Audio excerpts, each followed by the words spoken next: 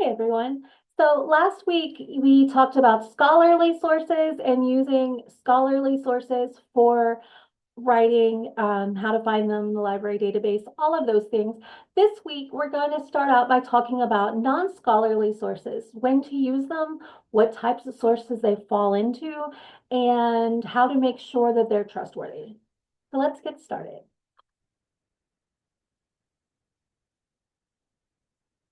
Non-scholarly sources are sources that are published outside of academic publishing.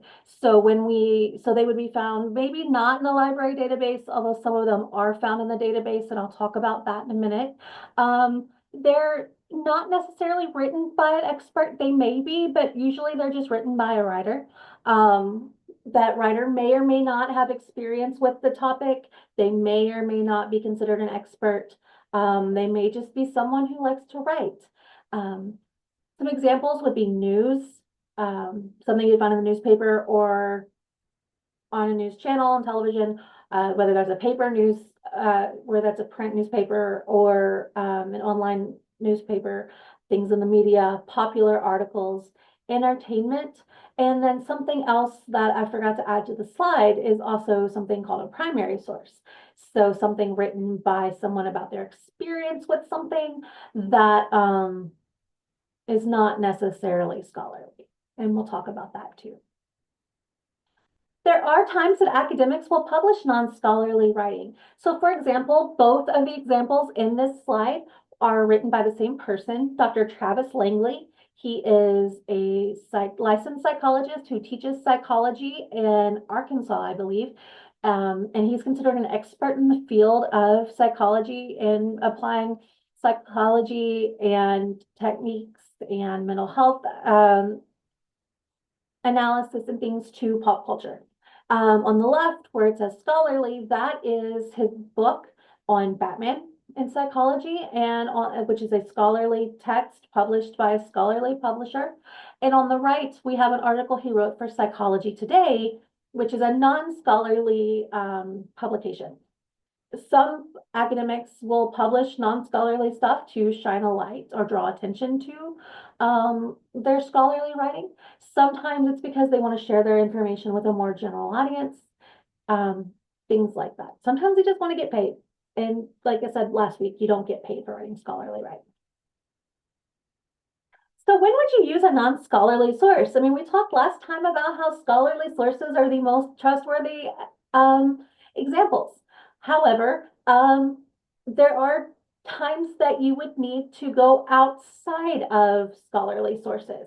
For example, if you need current information, um, scholarly sources take a long time to go through that peer review process, years in some places, sometimes even longer. And if I need to know how many people are diagnosed with COVID at a certain time, how many people went to see the new, how many people bought the new Hunger Games book, things like that. That information isn't going to be found in scholarly sources yet because it's new. So sometimes if I want current information, I'm going to go outside of scholarship. Sometimes the information just isn't there. There's a lot more avenues for publication and finding information in non-scholarly sources and publications than there are in scholarly sources. Sometimes it's because you don't have access to all of the scholarly journals in the world. We only subscribe to so many in each database, for example. So there's going to be times that you may want to look outside of that. Sometimes you just want background information about your topic, your pop culture sources, um, like movies, music, all those things. Those aren't going to be scholarly. Sometimes you're writing with a character that hasn't been written about in scholarly sources yet, so you want to see what's out there. And then there may be primary sources. So I had a student that was writing about addiction and rock music a few semesters ago and used Elton John's memoir as one of her sources. She talked about his experiences with addiction, and it was an absolutely important source that she needed to have. However, that source was not scholarly because he's not an expert in addiction. He just knows his experience. But it was still a really worthwhile, solid source. So there is room for them. When it comes to where to find them, first you can look in the database. If you don't use the search limit or the limit to peer reviewed, you're going to access all sorts of sources. Our library subscribes to newspapers like the New York Times, magazines, trade journals, all of these places that maybe have a paywall, but um, you can access it for free. Newspapers are going to be non-scholarly, but they have some decent information. You can just Google or Bing or DuckDuckGo or whatever search engine, see what's out there.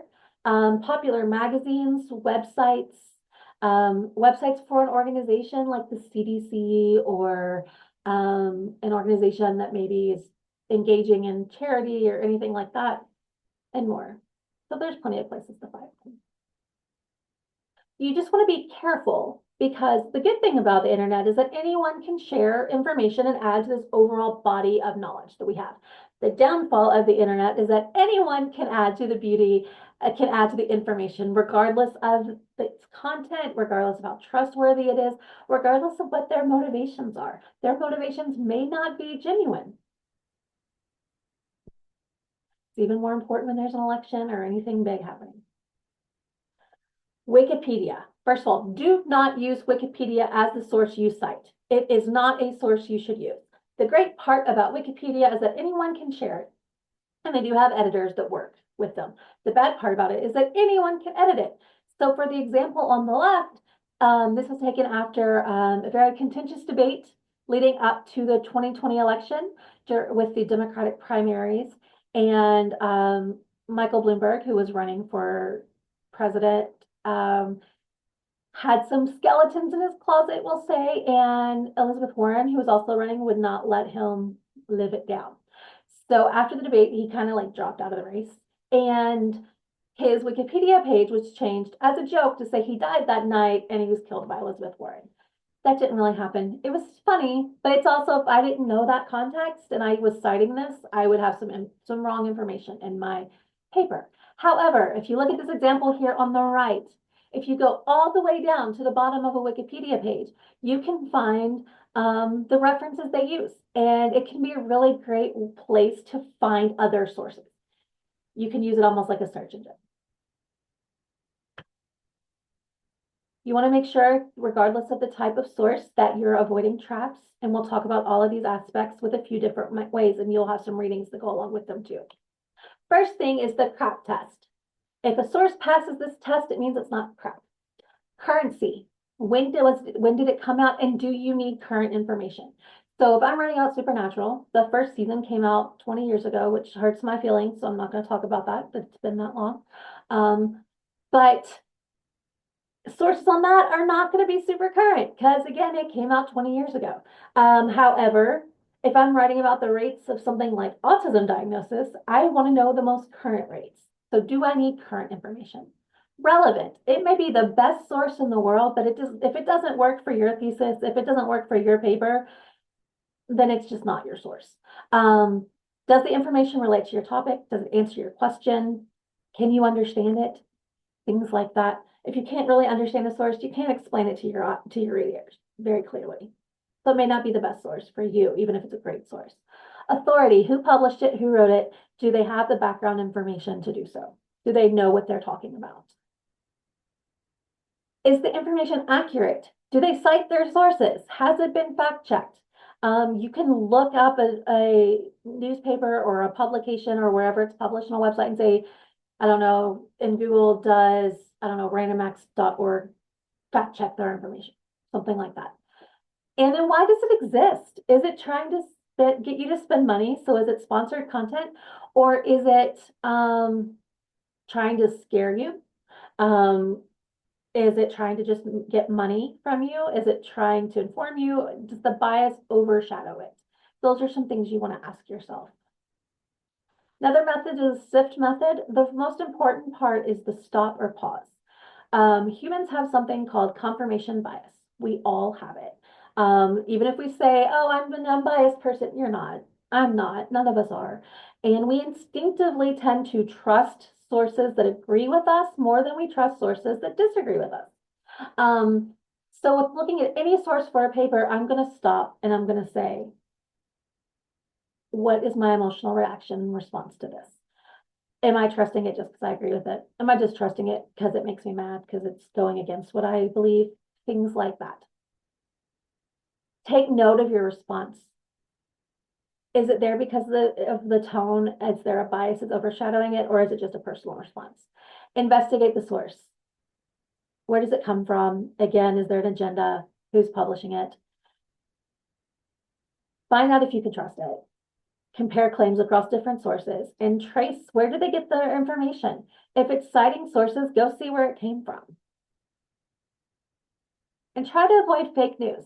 This is a term that gets used to the point of being meaningless at this point because we've taken a term and we've used it in different ways and all those things. And sometimes sometimes people will discount any news that doesn't agree with them as fake. That's not what I'm talking about here. I'm talking about news that is intentionally false and it's meant to get an emotional response. It's meant to get people's attention. It's dishonest. It can sway public opinion. It can sway emotions, all of those things. Spreads easily and it caters to that confirmation bias we have.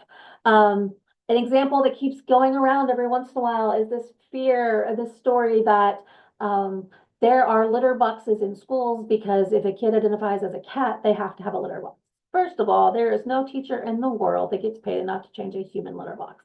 I have cats. Changing their litter box is terrible enough as it is. So there's that. Second of all, the reason litter is in schools is because it's really great at absorbing stuff like vomit and kids throw up. If you see litter in a school, it's usually because the custodian's using it to clean. And it's cheaper than the cleaning materials to absorb stuff.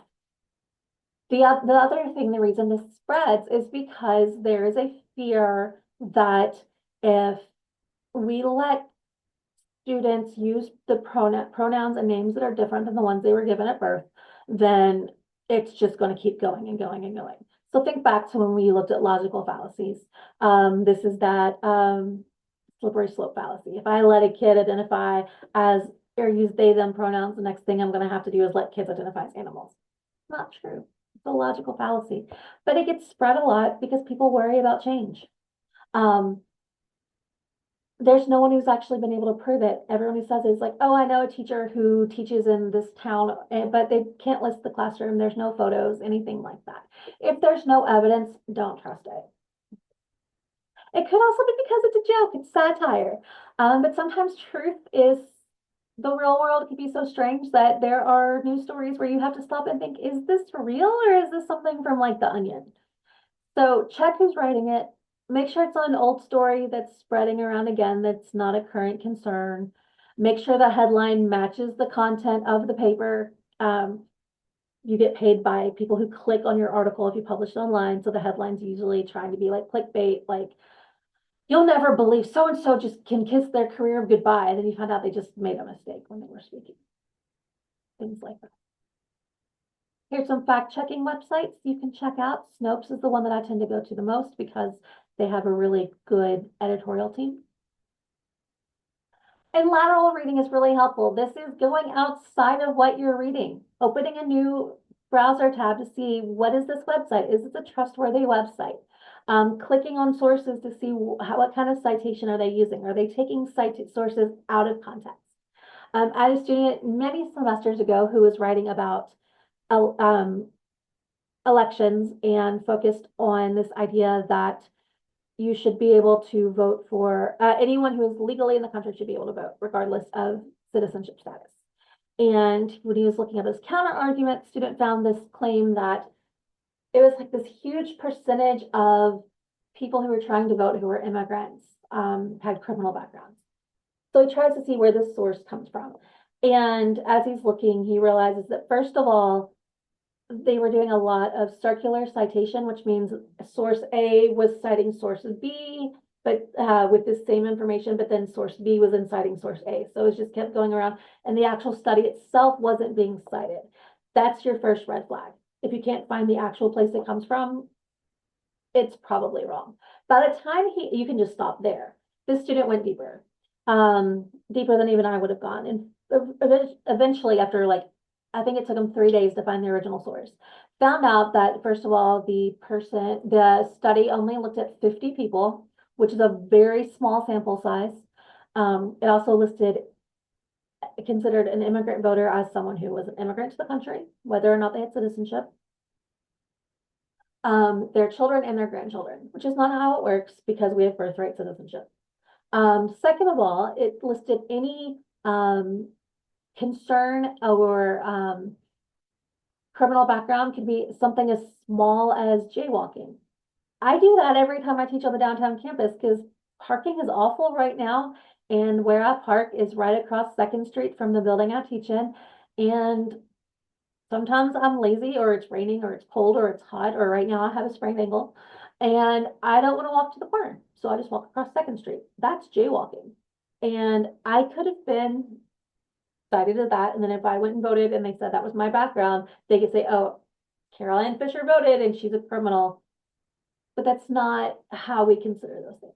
So make sure the sources aren't taken out of context. Make sure that they're being cited from their actual source and not the circular citation, things like that. And this page, if it says, we know you've got a story and there's a coupon code, it's an advertisement. What I want to draw your attention to is this down here that says sponsored content, the real reasons women don't go into tech. Sponsored content means someone is paid to write an advertisement so that it looks like an article so that you click on it and spend money. It has clickbait headlines. There's no author listed, and it's an advertisement that looks like an article. It can also be called native advertising, but it's an advertisement, not an article. It's not a trustworthy source. This image here, supposedly from the Fukushima nuclear flowers. First of all, there's no evidence. It's just posted by, please Google Shaker Ammer, please Google David Kelly.